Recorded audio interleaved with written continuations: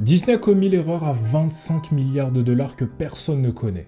Une seule décision. Disney transforme tout ce qu'il touche en poule aux œufs d'or. Et quand Disney dit non, en général, en fait, ça ne change rien. Parce que le projet disparaît, l'histoire s'arrête là. Sauf une fois.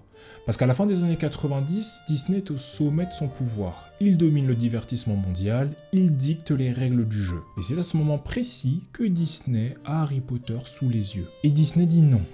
Pas une fois, deux fois. Alors pourquoi est-ce que Disney, le studio le plus puissant du monde, n'y a vu qu'un risque là où d'autres ont vu le plus grand phénomène culturel de leur génération?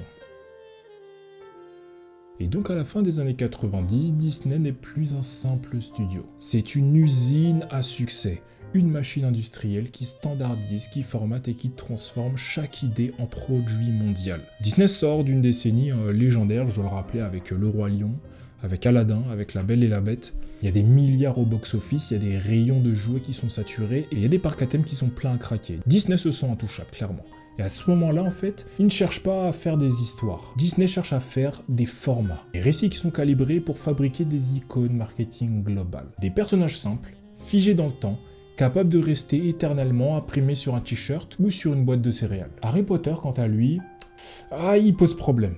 Bah oui, il pose problème en fait parce que c'est un héros qui grandit, qui doute, qui échoue et qui finit par affronter la mort. Pas vraiment le profil idéal pour devenir la prochaine version de Mickey. Donc pour Disney, Harry Potter en fait ce n'est pas une licence. C'est une variable en fait qui est incontrôlable. Sombre, très britannique, rempli de règles, de magie complexe et de zones grises morales. Ironiquement, à l'époque, Disney pense que des sorciers en robe noire, c'est trop risqué, ça fait trop peur. Sachant que 2 ans plus tard, il sort des films sur des pirates maudits et des squelettes qui sont vivants ainsi que des malédictions.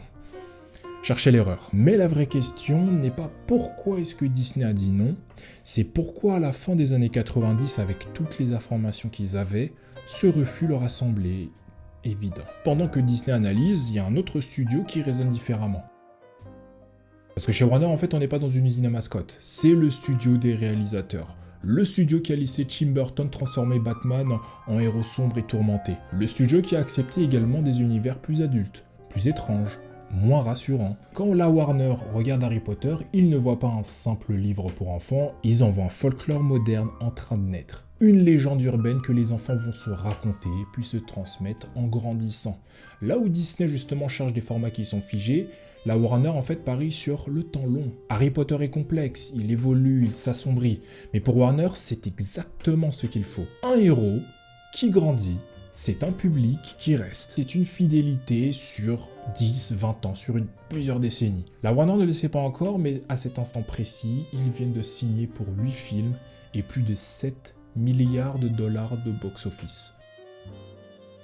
Parce que le refus de Disney n'est pas une décision qui est artistique, ce n'est pas un réalisateur qui dit non, ce n'est pas un créatif qui doute. C'est une décision de bureau. Revenons à la fin des années 90. Le dossier Harry Potter passe entre les mains des experts marketing, des analystes et des comptables. Ils regardent les chiffres, les risques, les projections et ils posent en fait une question simple. Est-ce que ce projet rentre dans nos cases? Et la réponse est non. Pas assez prévisible, pas assez formatable, pas assez sécurisé. Et donc Harry Potter en fait n'est pas rejeté par manque d'imagination. En fait il est rejeté par excès de prudence. Et pendant que Disney dit non à Poudlard, il préfère miser sur des suites de dessins animés sortis directement en VHS. Des projets sans surprise, sans ambition, mais rentables tout de suite. Disney choisit en fait la sécurité à court terme. Ce qu'ils ne voient pas encore, c'est qu'en refusant Harry Potter, ils ne protègent pas leur empire. Ils pensaient protéger leur château, mais ils venaient d'offrir les clés du royaume à leur pire ennemi. Et donc quand l'usine dit non et que la Warner dit oui, très vite en fait les chiffres deviennent humiliants pour la souris. Parce qu'entre 2001 et 2011, les 8 films d'Harry Potter rapportent 7,7 milliards de dollars au box-office mondial. Je répète, 7,7 milliards de dollars. C'est simple. À cette époque, en fait, Disney devait sortir presque 20 films pour espérer atteindre le même score. Pendant que Mickey recycle ses anciens succès, la Warner en fait vient de braquer la banque du cinéma mondial. Et donc chez Disney directement le malaise s'installe parce que le petit sorcier qu'ils ont écarté est en train de devenir leur plus gros concurrent. L'usine Disney n'est plus la reine. Le roi, c'est un gamin de 11 ans avec une baguette en bois, littéralement. Et le plus inquiétant en fait c'est que pour la souris ce n'est même pas l'argent. C'est que les fans, en fait, ils ne veulent plus seulement voir Harry Potter au cinéma.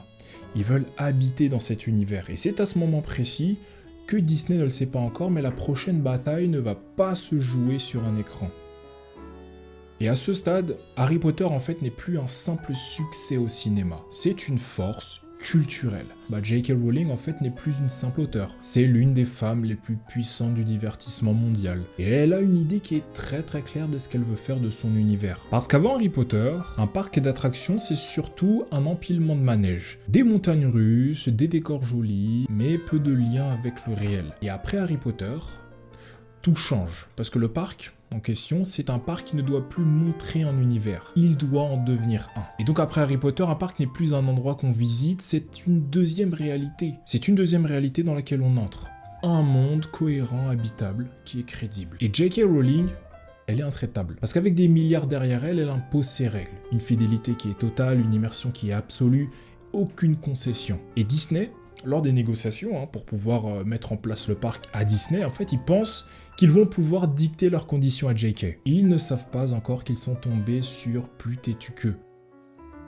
Et la confrontation est désormais inévitable. Parce que quand les cadres de Disney entrent dans une réunion, en fait, ils ont l'habitude qu'on leur dise merci, ils ont l'habitude qu'on acquiesce, qu'on sourit, qu'on signe à la fin. Mais cette fois-ci, en face, ils entendent un mot qu'ils n'entendent jamais. Un nom qui laisse la salle silencieuse. Pour les premières fois, Mickey ne se retrouve pas face à quelqu'un qui plie. JK veut pour son parc un univers distinct, fermé, unique. Mais pour Disney, un mur, c'est surtout un support publicitaire. Un endroit pour poser un logo, vendre une boisson, placer une mascotte. Et c'est là que tout explose, parce que Disney en fait propose leurs partenaires habituels. Les Coca, les produits dérivés, le cross-branding qu'ils ont l'habitude de faire.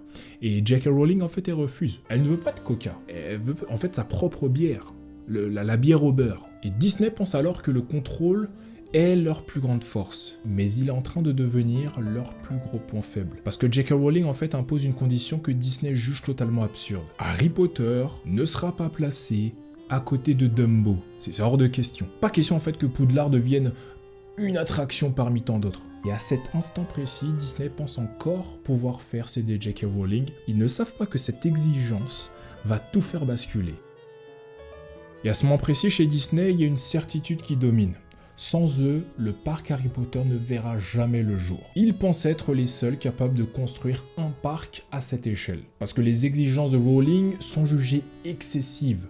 Trop de contraintes, trop de contrôle créatif, pas assez de flexibilité marketing et pas assez de synergie. Et c'est là que le modèle de Disney entre en collision avec Harry Potter parce que Disney est une machine à synergie. Un film doit vendre des jouets, les jouets doivent vendre le parc doit vendre des boissons et des logos et ainsi que d'autres licences. Si Harry Potter ne peut pas partager les rayons avec des produits Disney, alors l'usine ne sert à rien. Un parc sans Coca, sans mascotte visible, sans cross-branding est un univers fermé, impossible à découper en produits dérivés et standardisés. Pour Disney, ce n'est pas un partenariat, c'est une anomalie industrielle. Alors la petite souris tranche. On va pas faire de parc Harry Potter. Et encore une fois, en interne, ils se rassurent. Ils se disent ouais, non, c'est bon, c'est logique, trop rigide, pas compatible avec le modèle qu'on a. Et ce que Disney ignore à ce moment-là, c'est qu'ils viennent de dire non à ce qui va devenir l'attraction la plus rentable de toute l'histoire des parcs à thème. Parce que quand Disney ferme les portes, Universal n'a pas le luxe d'hésiter. Parce qu'à cette époque, en fait, Universal Orlando va très mal. On est en 2007 et la fréquentation est au plus bas. Les chiffres inquiètent et les investisseurs doutent. Harry Potter n'est pas une opportunité, c'est limite leur dernière chance. Alors Universal accepte ce que la souris refuse. Ils acceptent de disparaître derrière l'univers. Pas de gobelet Coca à chaque coin de rue, pas d'oreilles Mickey accrochées partout, pas de logo moderne qui casse l'illusion. Et à la place, Universal construit autre chose, de la pierre, du bois, des façades vieillies, un monde qui semble toujours avoir existé et surtout, ils vont plus loin que le décor. Ils travaillent ce qui est subtil, l'odorat. L'odeur du bois ancien, du parchemin, de la cannelle, des odeurs invisibles qui disent au cerveau qu'on n'est pas dans un parc, on est ailleurs, on est à Poudlard carrément. Là où Disney empile les attractions, Universal en fait crée une sorte de deuxième réalité. Ils ne cherchent pas à imposer leur marque, ils acceptent de s'effacer complètement. Et à ce moment précis, Universal ne le sait pas encore, mais en disant oui à Harry Potter, ils viennent de jouer leur survie. Et les premières pierres d'un séisme que Disney va ressentir de plein fouet. Parce que quand le parc Harry Potter ouvre, ce ne sont pas des statistiques qui parlent en premier. Des visiteurs qui acceptent de passer 8 heures debout sous le soleil en Floride, juste pour franchir une porte en pierre. Pas un manège, juste pour entrer dans une zone. Les gens qui ont visité pour la première fois cet endroit n'ont pas dit « j'ai fait une attraction ». Ils disent « j'ai été à Poudlard ». Ils touchent les murs, ils marchent lentement, ils regardent autour d'eux comme si tout était réel. Une première chose devient évidente. Ils sont massivement au rendez-vous. Donc l'année d'ouverture, en fait, la fréquentation de Universal Island of Adventure a bondi de 30%. Puis vient la deuxième claque, le pognon. Parce que les visiteurs ne se contentent pas seulement de regarder, ils dépensent des baguettes, des bières au beurre, comme on en parlait, des objets qu'on n'achète pas par obligation, mais par désir. Les profits d'Universal Parks and Resorts doublent, parce que les gens ne consomment plus une attraction. Et pendant ce temps, à quelques kilomètres, des experts de Disney regardent les images, ils regardent les foules, ils regardent les files interminables, ils regardent les visiteurs immobiles par choix. Et dans les bureaux de Burbank, le silence est total. Un silence très particulier. C'est Eugene Elliott qui réalise qu'elle s'est trompée, sur toute la ligne. Parce que Disney n'a pas seulement perdu une attraction, elle a perdu la définition du parc à thème. Ah oui, à cette époque-là, et pour la première fois aux États-Unis, c'était un choc. Disney avait perdu le monopole du rêve. Après Harry Potter, chez Disney, il n'y a pas d'élan, il y a une course. Une course qui ne va pas décrocher. Et à ce moment-là, en fait, ils vont pas s'arrêter. Ils vont commencer à racheter. Rappelez-vous, ça coïncide parfaitement avec le rachat de Marvel, Star Wars, Lucasfilm, etc. Ils vont commencer à enchaîner les chèques. Parce qu'ils n'ont pas le choix. Chaque rachat ressemble moins à une victoire qu'à une respiration artificielle. Disney ne s'attaque pas. Disney se maintient en vie comme ça. Des licences qui s'empilent, des catalogues sécurisés, des franchises transformées en actifs financiers. Le monde de Disney devient froid. Des tableurs, des projections, des courbes rassurantes. Créer un monde, c'est accepter en fait le chaos. Et Disney ne peut plus se le permettre. Alors l'usine change de nature. Il ne la crée plus, il va commencer à la collectionner. Mais malgré ces rachats, une seule question reste hors de portée. Et Disney comprend alors que l'argent ne suffit pas. Parce que pour battre Rowling, il faut quelqu'un capable d'imposer sa vision au monde entier. Alors Disney s'apprête en fait à passer un pacte avec un homme qui a réécrit les règles du cinéma. Et donc avec James Cameron, Disney ne reprend pas le contrôle. Il va s'humilier carrément. On est en 2011 et la petite souris ne possède pas Avatar. Pour construire son parc, Disney doit demander la permission à son plus grand rival de l'époque, qui est la Fox. Donc encore une fois, Disney ne crée rien. Ils vont littéralement louer le rêve de l'ennemi. Un aveu qui est brutal. Ils n'ont rien en interne d'assez puissant pour pouvoir répondre à Harry Potter. Et sur internet, ça fait beaucoup sourire, parce que personne ne peut citer un seul personnage d'Avatar. À part Jake Sully peut-être, et encore. Et pour beaucoup, Disney a paniqué et a acheté la mauvaise licence. Mais elle n'a plus le choix. Elle joue littéralement sa survie. Et le prix délirant à l'époque, c'était 500 millions de dollars pour une seule zone. Le budget le plus colossal de l'histoire de Disney juste pour une extension de parc. Et comme avec Rowling, le contrôle change de camp.